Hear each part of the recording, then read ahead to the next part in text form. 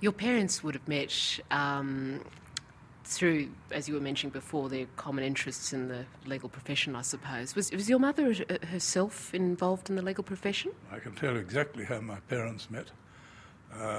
Amongst the multi-skills my father engaged in was he played the violin, and when he was an article law clerk, he used to go to the Conservatorium of Music to watch the Sydney Symphony Orchestra rehearse.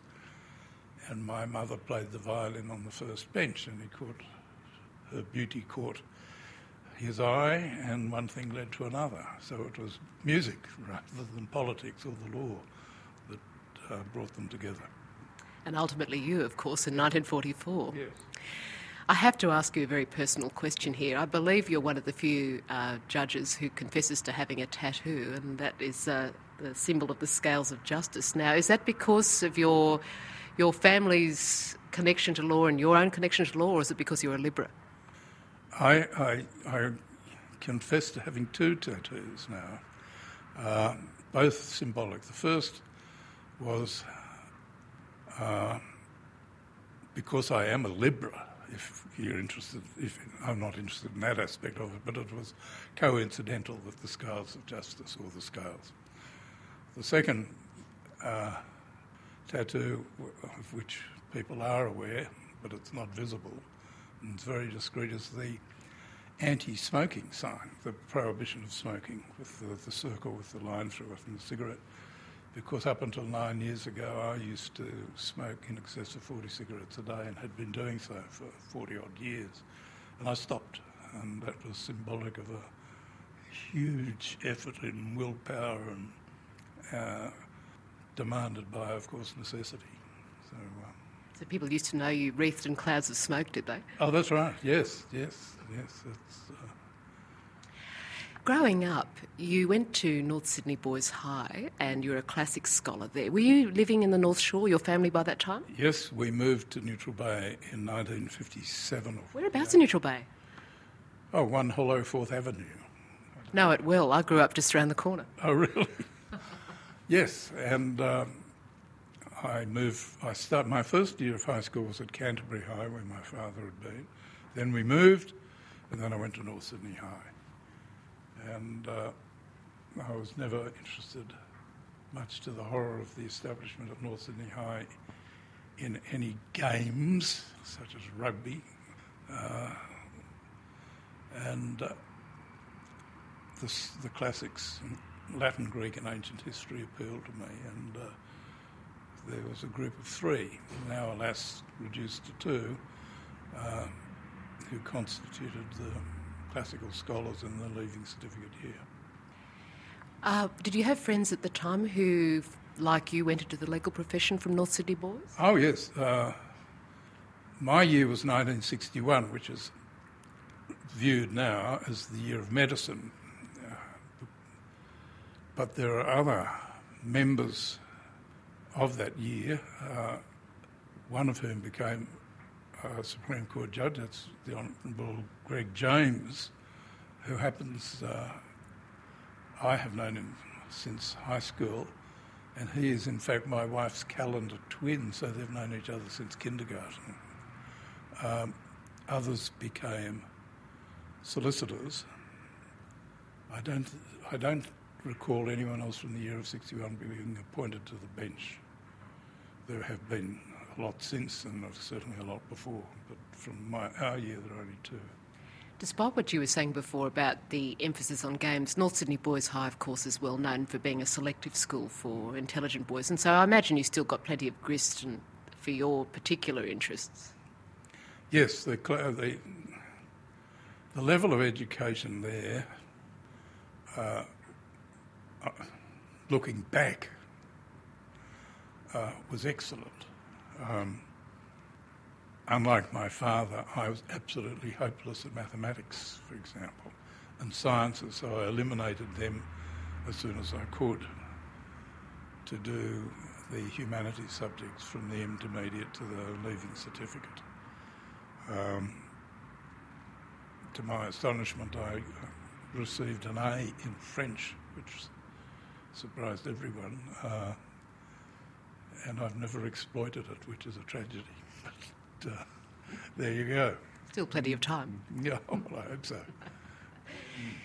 Yes, your parents during those years, I would imagine, were continuing to encourage you in educational pursuits and the like. And I'm actually interested too, you mentioned 1961 being that important year.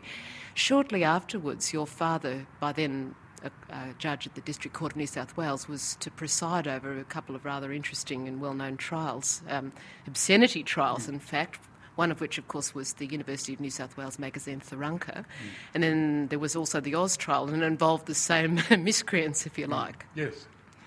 I remember a series of trials, the Oz trial, the Tharunka trial, and his most famous ruling was in 71, just the year before he died, and that was the abortion ruling, the Queen and Wold. But he would hear appeals from decisions by customs officers prohibiting the importation of certain books, and I can remember one case involving two books. The first book was Myra Breckenridge by Gore Vidal, and the second book was Last Exit to Brooklyn, and I can't think of the author's name at the moment. And now About a prostitute called Chalala. Was it? I can now tell the story that my father said to me, well, you're a young person, I want you to sit down and read these books. And I must say that I didn't quite understand Myra and Breckenridge at that time I read it. And I thought there was the other book, Last Exit to Brooklyn, was just a very peculiar but narrative story.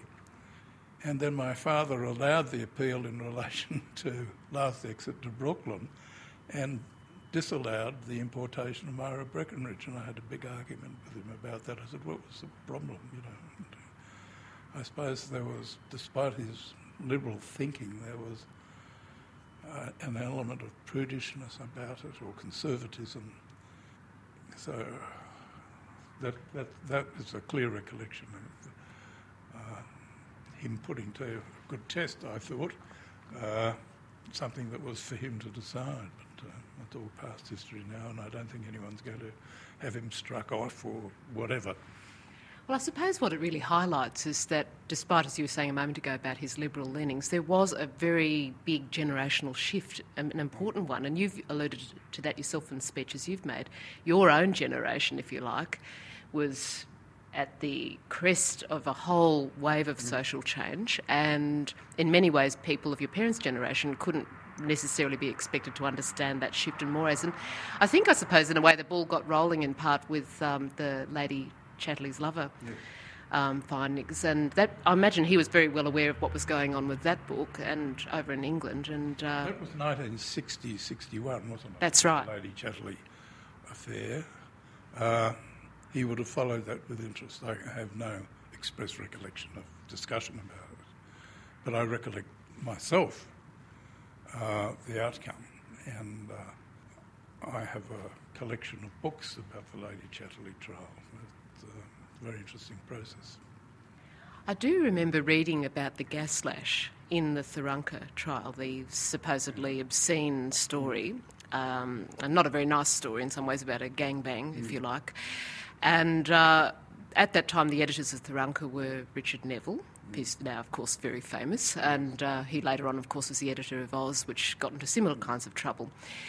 I'm interested to know, did your father come home and fulminate it all about the trial and presiding over it, and the attitudes of Richard Neville and the others of whom he was supposed to pass judgment? No, he didn't. Well, certainly not to my observation. After all that was over, the Oz and Tharunka trials, he in fact met Neville and Richard Walsh socially through my then cousin Paul Lander, and they seemed to get on extraordinarily well, you know. The case was all over and done with. I know that he would have been extremely anxious internally, if I can put it that way, about how to resolve this matter. because he was very conscious of the context of the society in which we all live, but in which he was a member of the judiciary. So I think it would have been a lot of hard work for him. They were difficult times for judges because of that shift in mores. And you, growing up, you were a teenager and then a young student. You would have been literally watching it all, and not just watching it all, participating in it all too. Yes. I can recall I might have been a young solicitor by this, in 1971. I was. He suggested that I come to his courtroom to hear the jury return their verdict in the Queen against Wold and others, the abortion trial. And I'd been aware that it was going on, and I candidly can say that I wasn't particularly concerned about the issues at that time.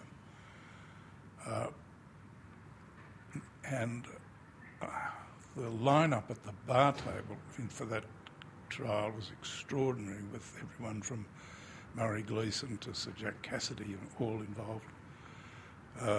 And I just sat in the back as each defendant the jury verdicts were taken in relation to each defendant. So the first defendant, whoever it was, not guilty, not guilty, not guilty. And my father said, stop. And he immediately discharged that defendant. And that's what happened after each defendant was found not guilty. They were discharged.